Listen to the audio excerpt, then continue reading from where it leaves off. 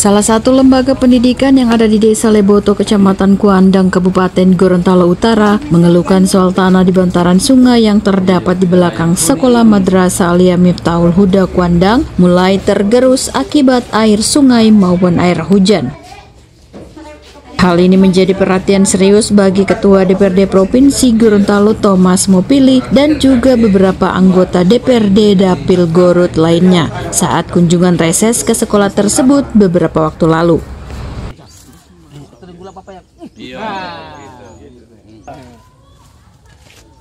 Selaku anggota DPRD Provinsi Gorontalo Dapil Gorut, Gustam Ismail, Ence Robot dan juga Iqbal Alidrus menjelaskan dari hasil pantauannya, kiranya ini bisa menjadi perhatian khusus karena jika tidak segera ditangani, akibatnya akan berdampak buruk bagi bangunan sekolah tersebut. Menurut Ence Robot, pihaknya akan mengusulkan pemanggilan bagi Balai Sungai selaku yang berwenang untuk bisa mengatasi hal ini. Masalah di Leboto ini, kita sudah saksikan bersama bahwa di sini ada lembaga pendidikan, kemudian ada alur sungai yang mengancam keselamatan daripada bangunan yang ada di sini. Nah, ini kalau tidak segera ada penanganan dari pihak yang berkompeten, ini akan berakibat akan mengganggu bangunan sekolah yang ada di Desa Leboto ini. Nah, reses hari ini kita turun langsung dengan tujuan apa yang menjadi persoalan di Gorontalo Utara ini akan kita perjuangkan bagaimana segera ditangani oleh pemerintah provinsi sebagaimana menjadi kewenangan daripada provinsi. Ini kan berhubungan dengan Balai Sungai, Pak. Ya. Tindak lanjut dari DPRD sendiri bagaimana, Pak? Nanti kalau berhubungan dengan Balai Sungai barangkali yang bisa menjadi Pak Ance ini barangkali karena beliau di Komisi 3 yang membidangi itu Balai Sungai. Secepatnya kami dari Komisi 3 kebetulan koordinator Komisi 3 adalah Ketua DPR langsung ya, sehingga nanti beliau akan menambahkan, saya akan usulkan Ketua Komisi 3 kebetulan fraksi PD Perjuangan untuk memanggil balai ya, untuk bagaimana keinginan dari masyarakat apalagi perwakilan kita dari Gorontalo bagaimana bisa kita atasi supaya apa yang tadi Pak Gustam sampaikan ini bisa teratasi. Kira-kira begitu nanti oleh koordinator Komisi 3 ya, nanti dia akan jelaskan. Jadi tugas antar komisi, jadi ada sinergi nanti antara Komisi 3 mau Komisi 4. Insya Allah secepatnya lah kita tanggulangi, kita saling berkoordinasi dengan Balai Sungai juga. Mungkin minggu depan kita coba akan ajak Balai Sungai Pak sebelum setelah masalah reses, kita akan ajak Balai Sungai untuk berdiskusi tentang masalah ini. Secepatnya kita tangani, insya Allah.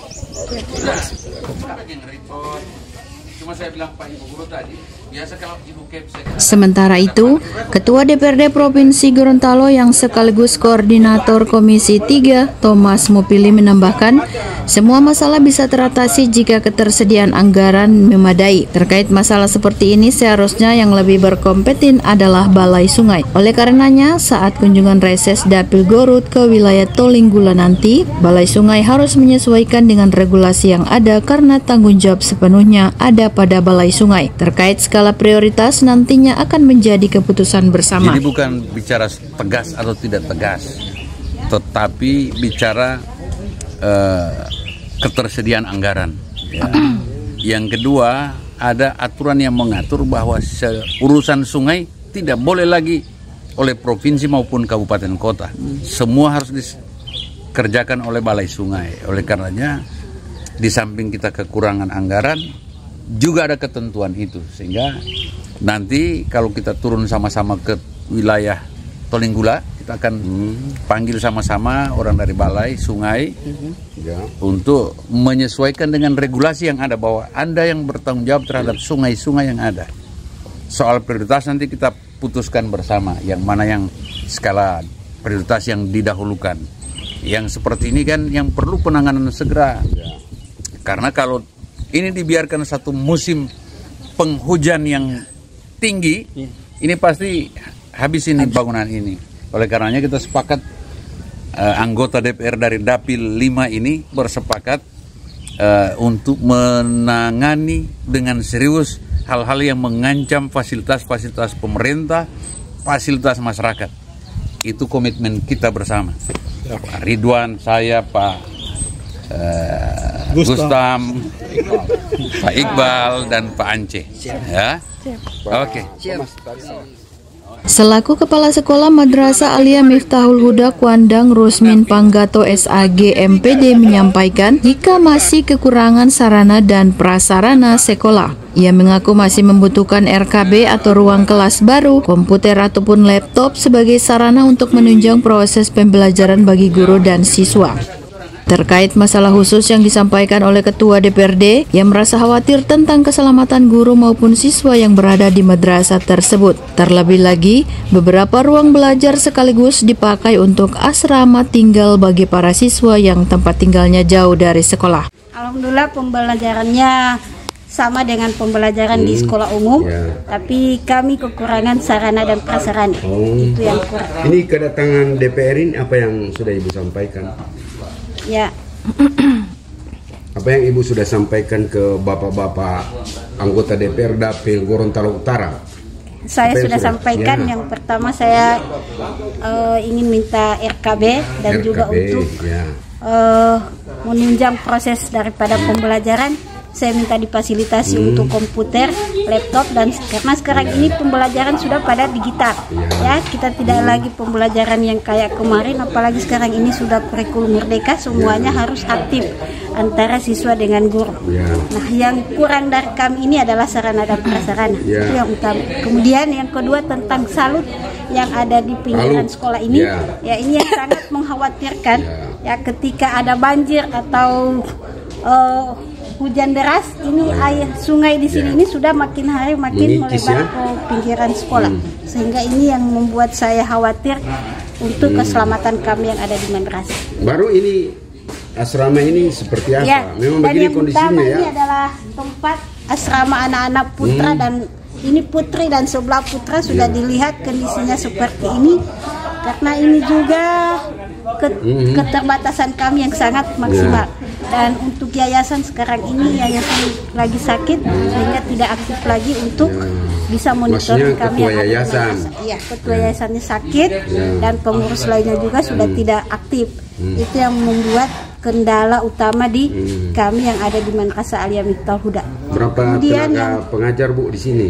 Kalau proses daripada pembelajaran sini, alhamdulillah sudah 80% guru-gurunya itu sudah sesuai dengan disiplin ilmu. Tapi kebanyakan 80% ini guru-guru honorer.